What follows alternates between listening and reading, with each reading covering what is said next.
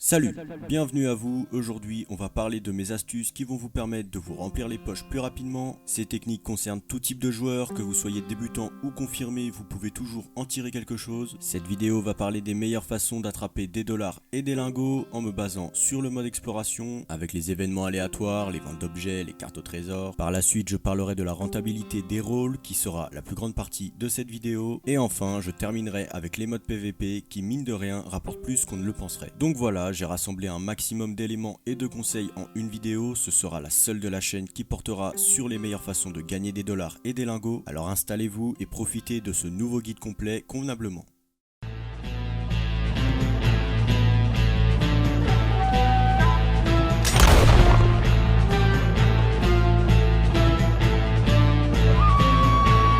On va commencer avec les activités les moins rentables, puis on avancera petit à petit jusqu'au montant maximum que l'on peut gagner dans le mode exploration. Donc, les activités les moins rentables sont la chasse et la pêche. C'est une chose que tout joueur habitué à jouer a compris très vite. À la longue, ces activités sont très peu rentables, donc ne vendez pas vos prises au boucher. Le maximum que vous pouvez en tirer, c'est 13,50$ pour un cougar 3 étoiles, donc en parfait état. D'autant plus que le cougar, c'est pas l'animal que l'on voit le plus en mode exploration. Voilà, il pop, mais ça arrive pas souvent. Et pour les poissons, le plus rentable, c'est le brochet. Il vous apportera 8$. Donc voilà, rien de resplendissant. Mais par contre, si vous en êtes au début de Red Dead Online et que vous n'avez pas encore de rôle, dans ce cas, effectivement, vous pouvez vendre vos animaux au boucher, sans le dépecer au passage, sinon vous gagnez moins d'argent. Après voilà, si je vous dis ça, c'est parce que la chasse est plus rentable si on investit dans le rôle de marchand, et on va en parler juste après, ne vous inquiétez pas. Pour les poissons, par contre, ils n'ont pas encore d'utilité dans le jeu, donc si vous en pêchez, vendez-les, ou sinon cuisinez-les. Mais en tout cas, les gars, ne vous forcez pas à pêcher si vous n'aimez pas cette activité, vous allez voir qu'il y a d'autres façons de gagner de l'argent dans le mode exploration.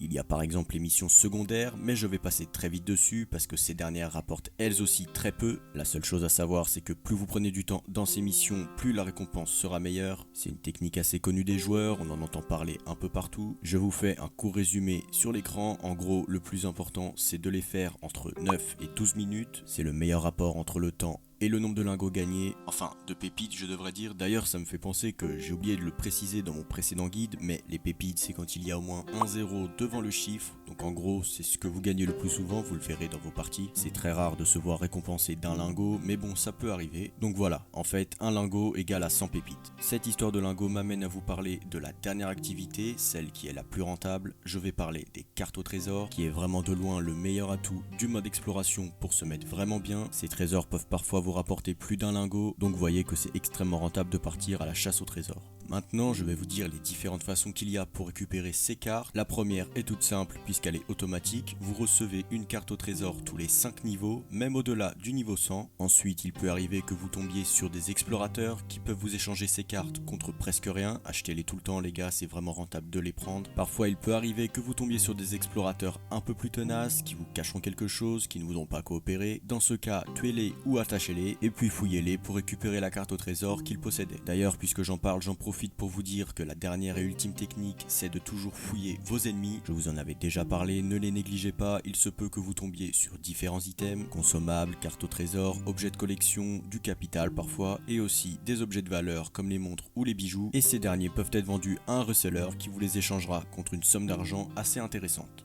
Donc à présent, passons aux choses sérieuses, on va parler des rôles, ce sont ceux qui rapportent le plus. Et comme je l'ai évoqué tout à l'heure en vous parlant de la chasse, je vais commencer par le rôle de marchand, qui est loin d'être le moins rentable. D'ailleurs cette place est attitrée au métier de naturaliste, mais ce dernier va permettre d'optimiser celui de marchand justement, car en effet si vous tuez des animaux légendaires, qui sont en rapport avec le métier de naturaliste, et que vous les amenez à Crypts, ils vont considérablement contribuer à l'avancement de votre barre de matériaux, en tout cas beaucoup plus que si vous lui aviez amené des animaux normaux. Sachez qu'au fil de l'avancement de ce rôle, vous débloquerez des items qui vous permettront d'être plus efficaces, comme le chariot de chasse, avec lequel vous gagnerez du temps en mettant 5 cadavres d'animaux d'un coup. Il y a aussi les moyens et grands chariots qui se débloqueront chacun au rang 5 et 10, sachant que pour avoir le grand chariot, il vous faudra obligatoirement acheter le moyen. Chacun de vos 3 chariots aura une capacité maximum, comme vous pouvez le voir, et je vous conseille de faire toujours des trajets longue distance parce qu'ils vous rapportent plus. Comme vous le voyez, le maximum est de 625$ avec le grand chariot chariot, étant donné que vous l'aurez payé 750$, vous comprenez maintenant la rapidité de rentabilité de cet achat. En gros, en 2 livraisons c'est réglé et ensuite vous n'avez plus qu'à encaisser dignement. Donc voilà les gars, c'est vraiment pas un achat inutile, prenez-le. Au passage, une livraison est prête à son maximum tous les 3 heures et sachez que si vous escortez la livraison d'un ami à vous qui est dans votre groupe,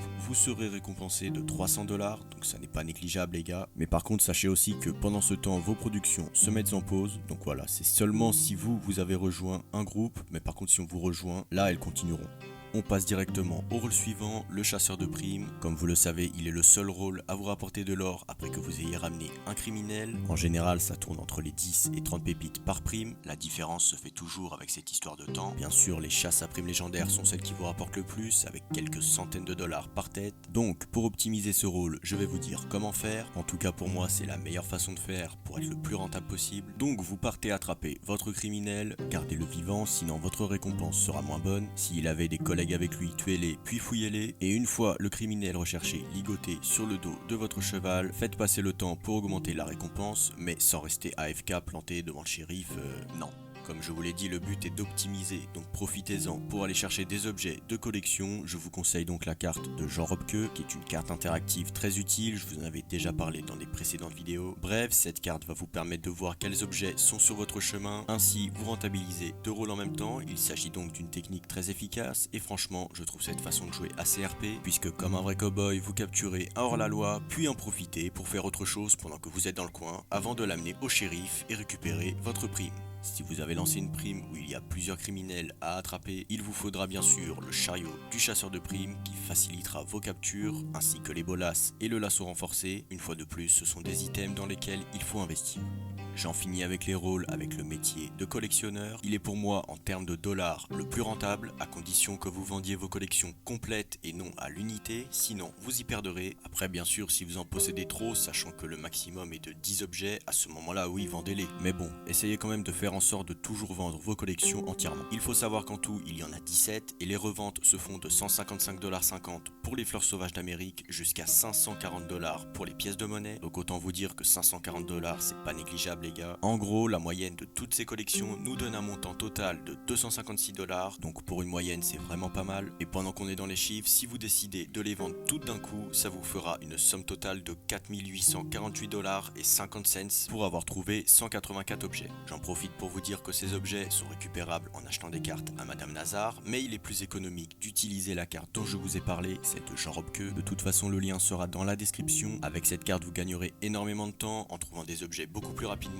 Et avec l'aide des 2 items suivants, primordial pour la quête de vos objets, la penne Covington qui vous sera disponible dès le niveau 1 et le détecteur de métaux débloqué au niveau 5 facilitera largement vos recherches. Après, j'aimerais quand même revenir 2 minutes sur la carte interactive. Personnellement, je ne l'utilise pas parce qu'elle nous fait sortir la tête du jeu et donc c'est moins RP, mais il faut avouer qu'elle est d'une très grande aide en ce qui consiste le rôle de collectionneur et même pour d'autres choses d'ailleurs. Les chasseurs de trésors dont je vous parlais tout à l'heure peuvent être retrouvés grâce à cette carte, donc bien sûr on n'est pas obligé de l'utiliser, mais il est indéniable de dire qu'elle n'est pas serviable. On en arrive à la 3e et dernière partie de ce guide, les modes PVP. J'en parle à la fin parce que je sais que tout le monde n'adhère pas à ces modes, mais mine de rien, on dirait pas comme ça, mais ça rapporte quand même pas mal. Donc on a les modes accessibles depuis le menu qui vous rapporteront 16 pépites par match. Donc en gros, si on considère que l'on peut faire 7 matchs en 1 heure, puisque 8 x 7, 56, donc ça nous fait 56 minutes, on en arrive donc à 1,12 lingots par heure. Bon, on est d'accord que effectivement un lingot par heure c'est pas ouf les gars, en tout cas on peut toujours faire mieux, mais ça peut devenir très intéressant si on y joue pendant les semaines qui sont doublées ou triplées, et ce genre de bonus arrive très souvent, donc voilà, ne négligez vraiment pas les modes PVP pendant les semaines qui sont doublées ou triplées.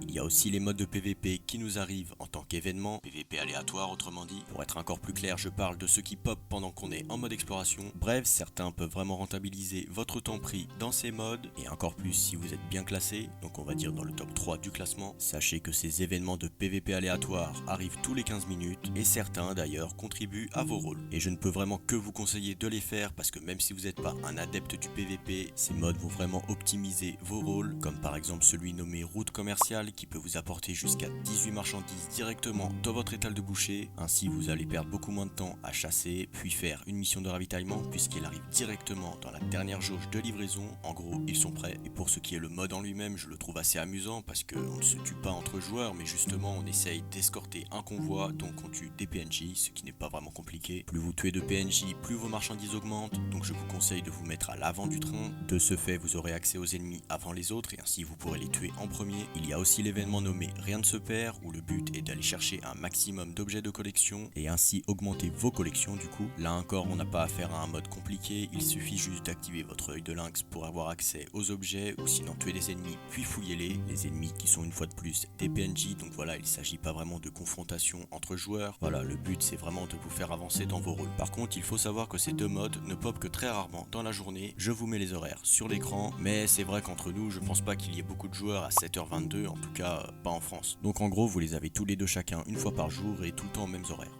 Bon voilà, ça fait beaucoup de calculs tout ça, mais ce fut très intéressant pour moi de faire des recherches puis de vous les partager. Je vous conseille aussi de toujours vous informer sur les newswires du moment, car les récompenses de rôle, missions secondaires ou PVP peuvent être doublées et ça vaut vraiment le coup les gars. Il y a vraiment des moments opportuns, par exemple pour les rares fois où les reventes de collection sont doublées. Là je vous le dis, c'est vraiment le moment d'en profiter. Vous remarquerez que je n'ai pas du tout parlé du rôle de distillateur clandestin. En fait voilà, c'est parce que pour moi il n'y a pas vraiment de technique et d'astuces afin d'optimiser sa rentabilité, mais en soi c'est un rôle très rentable, il vous rapportera 247$ tous les 48 minutes. Donc voilà, je pense avoir fait à peu près le tour des meilleures techniques de rentabilité. Après il faut savoir que Red Dead Online a été conçu pour être étalé dans le temps et donc allonger votre temps de jeu. C'est pour ça d'ailleurs que vous ne pouvez pas avoir tous les rôles directement, il vous faut d'abord des lingots et pour pouvoir avoir des lingots il faut faire des missions secondaires ou prix du sang. Et c'est vrai qu'aujourd'hui beaucoup de joueurs qui sont là depuis le début commencent sérieusement à s'ennuyer et trouver Red Dead Online trop répétitif. C'est pour ça que je vous conseille de gérer votre temps dans tout ce que vous faites et ainsi votre expérience avec Red Dead Online sera beaucoup plus plaisante et à la longue vous jouerez au jeu par plaisir et non plus par obligation,